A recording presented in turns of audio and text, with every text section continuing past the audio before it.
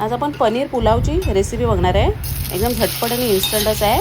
एका कढईत मी 2 चमचे तूप घेतले, त्यात काजू फ्राय करून घेतले, त्याच कढईत मी पनीर पण थोडेसे फ्राय करून घेतले, त्याच कढईत थोडं तेल टाकून जिरं आणि खडे मसाले टाकायचे, 2 मोठ्या साईजचे कांदे कापले ते टाकले, ते छान भाजून घ्यायचे, त्याच्यावर गाजर आणि मटार पण टाकून छान असं परतून घेणार आहे। मीठ पण चवीनुसार टाकून घेणार आहे, म्हणजे मिठाच्या वाफेने आपले मटार आणि शिजतात।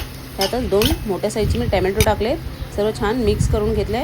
त्यात हा गरम मसाला टाकला आहे मी, धने जिरे पावडर पाहिजे तर ते पण तुम्ही टाकू शकता। आता हा भात मी बनवून घेतला असा सुट्टा सुट्टा, जर तुमच्याकडे रात्रीचा शिळा भात उरलेला असेल तर त्याचं पण तुम्ही हे बनवू शकता। सुट्टा करून भात त्यात टाकला आहे, पनीरचे तुकडे आणि काजूचे तुकडे त्यात आपण फ्राय केलेले ते टाकले, सर्व मिक्स करून घेतले छान, आणि कोथिंबीर टाकून एक वाफ काढून घ्यायचं आहे। असा आपला पनीर मटार पुलाव रेडी आहे, इन्स्टंट आणि झटपट होतो।